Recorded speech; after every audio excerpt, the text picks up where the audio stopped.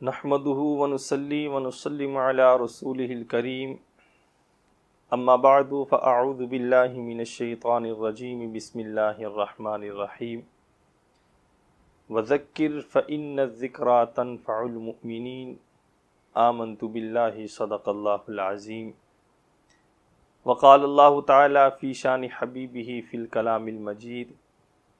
ان الله وملائكته يصلون على النبي یا ایہا الذین آمنوا صلوا علیہ وسلموا تسلیما الصلاة والسلام علیک یا سیدی یا رسول اللہ وعلی آلک واصحابک یا سیدی یا حبیب اللہ الصلاة والسلام علیک یا سیدی یا نبی اللہ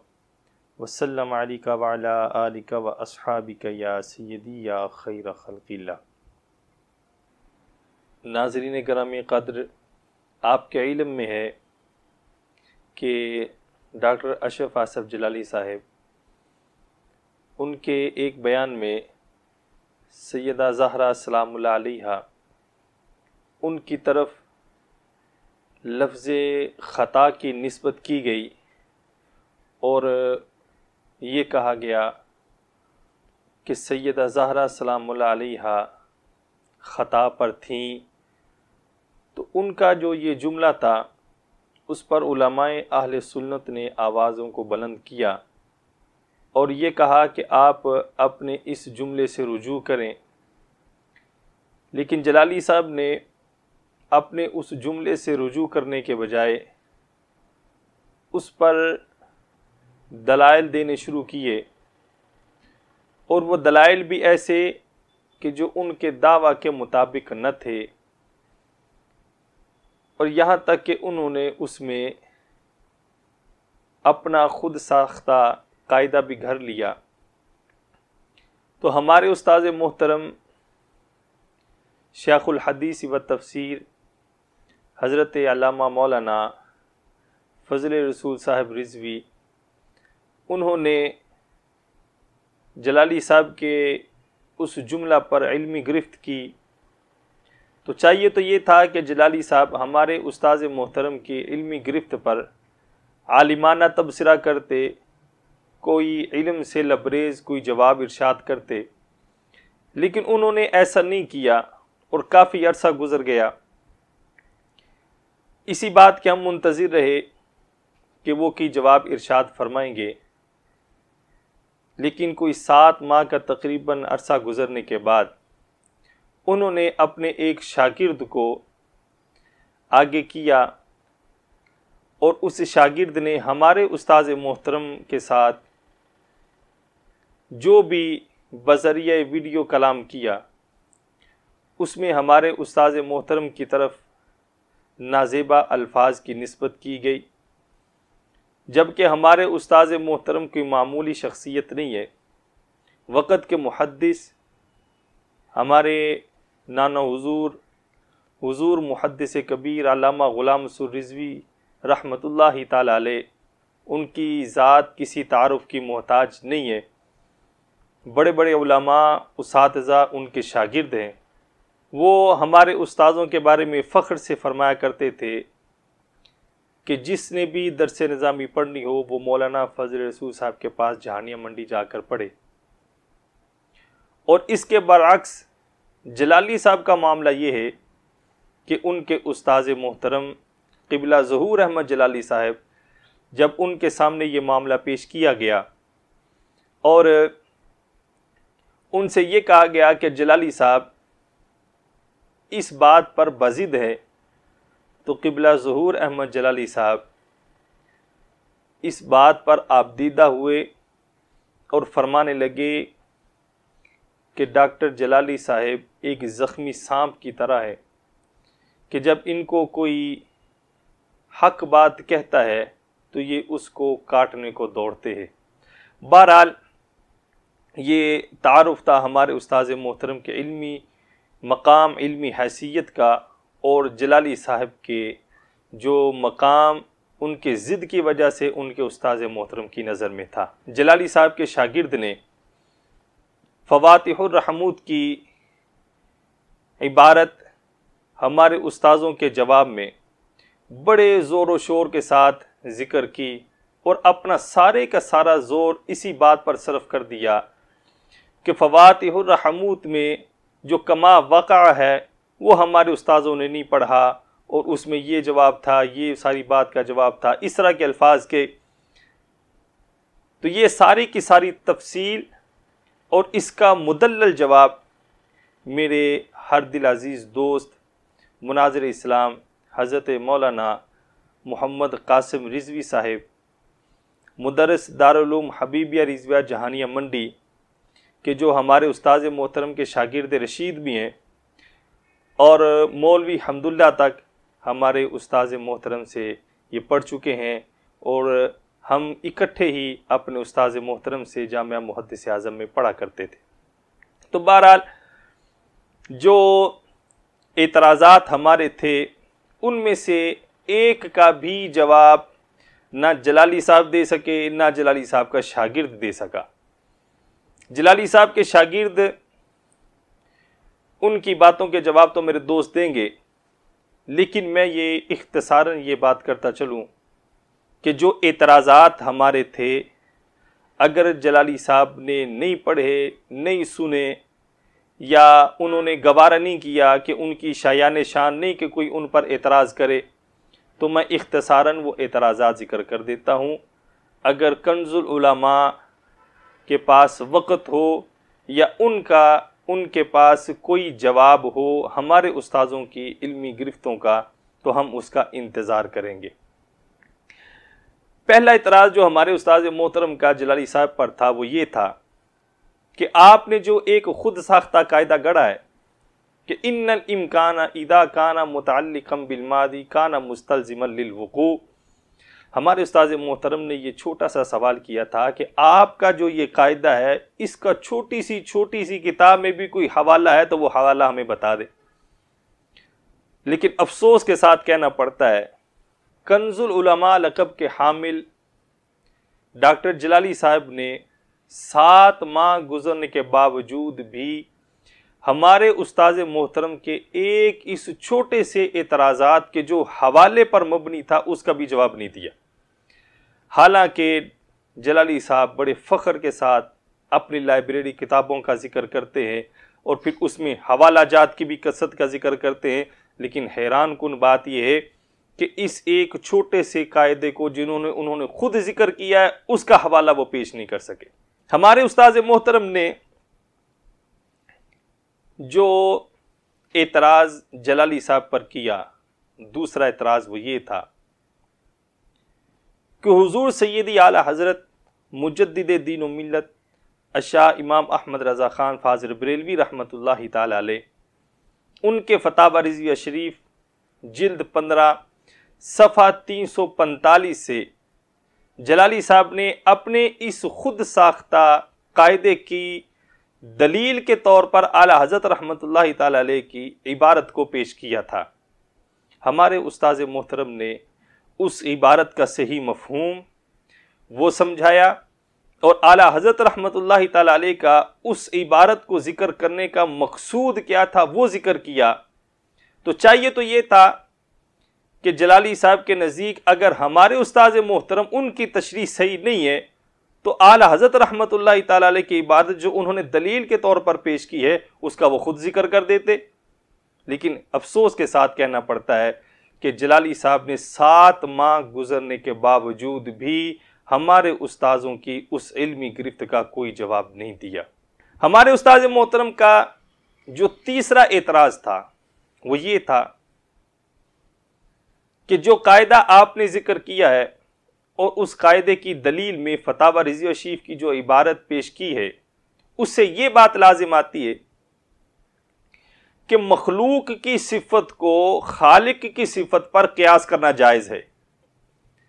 جبکہ قاعدہ یہ کہ مخلوق کی صفات کو خالق کی صفات پر قیاس نہیں کیا جا سکتا، یہ ہمارے استاذ محترم نے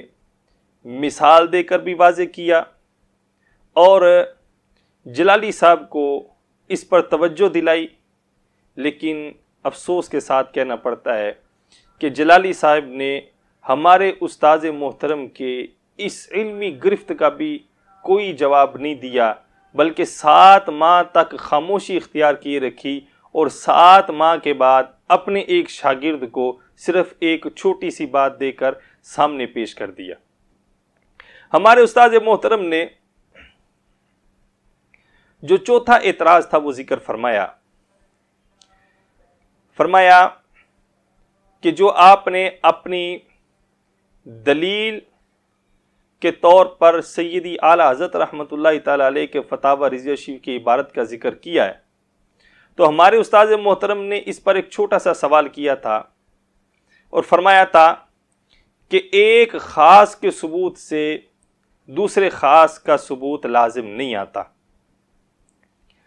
جلالی صاحب نے استاذ محترم کے اس علمی اعتراض کا بھی کوئی جواب نہیں دیا کہ جو ان کے خود ساختہ قاعدہ اور پھر اس کی دلیل جو فتاوی رضیہ شریف سے بنائی اس پر ہمارے استاذ محترم نے کیا تھا۔ 7 ماہ گزرنے کے باوجود بھی جلالی صاحب نے اس کا کوئی جواب نہیں دیا۔ ہمارے استاذ محترم نے ڈاکٹر جلالی صاحب پر اعتراض کیا کہ آپ کا جو خود ساختہ قاعدہ ہے کہ ان الامکان اذا کان متعلقا بالماضی کان مستلزما للوقوع، اور اس کی دلیل میں آپ نے جو صفات باری تعالیٰ کے امکان اور وقوع کی بات کی ہے تو یہ آپ کا قاعدہ اس لحاظ سے صادق نہیں آتا۔ ہمارے استاذ محترم نے اس پر بھی پکڑ فرمائی، لیکن 7 ماہ گزرنے کے باوجود جلالی صاحب نے ہمارے استاذ محترم کے اس اعتراض کا بھی جواب نہیں دیا۔ پھر ہمارے استاذ محترم نے ڈاکٹر جلالی صاحب پر اعتراض کیا کہ آپ نے جو سیدنا پیر مہر علی شاہ رحمۃ اللہ تعالی علیہ ان کی جو عبارت ہے اس کو سہارا بنایا، اور ہمارے استاذ محترم نے اس پر بھی کثیر دلائل ذکر فرمائے اور علمی گفتگو فرمائی، لیکن 7 ماہ گزرنے کے باوجود جلالی صاحب اپنی اس پیش کردہ عبارت کے دفاع میں بھی کچھ کلام نہ کر سکے۔ پھر ہمارے استاذ محترم نے ڈاکٹر جلالی صاحب کی اس بات کی طرف توجہ دلائی کہ جو آپ کا پیش کردہ قاعدہ کہ جو آپ کا خود ساختہ بھی ہے، اگر اس قاعدے کو درست مان لیا جائے تو پھر اہل بیت اطہار کی شان میں 12 قسم کی گستاخیاں لازم آتی ہیں، لیکن جلالی صاحب نے 7 ماہ گزرنے کے باوجود ہمارے استاذ محترم کے اس قول کہ جس میں آپ نے 12 گستاخیاں جو لازم آتی ہیں ان کو شمار بھی کیا، جلالی صاحب اس کا بھی کوئی جواب نہ دے سکے۔ پھر ڈاکٹر جلالی صاحب نے حاشیہ قلمبوی کی عبارت کو اپنی دلیل بنایا۔ ہمارے استاذ محترم نے حاشیہ قلمبوی کی عبارت کا صحیح مفہوم ذکر فرمایا اور اس میں امکان کی قسمیں ذکر فرمائی، اور امکان وقوعی اور امکان اس کا فرق واضح فرما کر جلالی صاحب کی دلیل کا رد کیا، لیکن جلالی صاحب 7 ماہ گزرنے کے باوجود ہمارے استادوں کی اس علمی گرفت کا بھی جواب نہ دے سکے۔ پھر ہمارے استاد محترم نے ایک آسان سا سوال مرقات کے حوالے سے کیا کہ جو ڈاکٹر جلالی صاحب کے استاد محترم ملک المدرسین استاد عطا محمد بندیالوی صاحب رحمۃ اللہ تعالی علیہ، ان کے پردادا استاد علامہ فضل حق خیر آبادی رحمۃ اللہ تعالی علیہ، ان کے والد محترم علامہ فضل امام خیر آبادی رحمۃ اللہ تعالی علیہ کی کتاب مرقات، اس میں انہوں نے جو کلی کی تیسری قسم ذکر فرمائی تھی، اس کلی کی تیسری قسم کے اعتبار سے ہمارے استادوں نے ایک چھوٹی سی کتاب سے آسان سا اعتراض کیا، لیکن جلالی صاحب اس اعتراض کا بھی جواب نہ دے سکے۔ یہ بات 7 ماہ پہلے کی ہے، لیکن جلالی صاحب ہمارے استاذوں کی کسی بھی بات کا جواب نہ دے سکے۔ قطبی کے حوالہ سے پھر مرقات شریف پر جو حاشیہ علامہ عبدالحکیم شرف قادری صاحب رحمۃ اللہ تعالی علیہ کا ہے، اس کے حوالہ سے ہمارے استاد محترم نے اعتراضات ذکر کیے اور ان کی دلیل کا رد کیا، لیکن افسوس کے ساتھ کہنا پڑ رہا ہے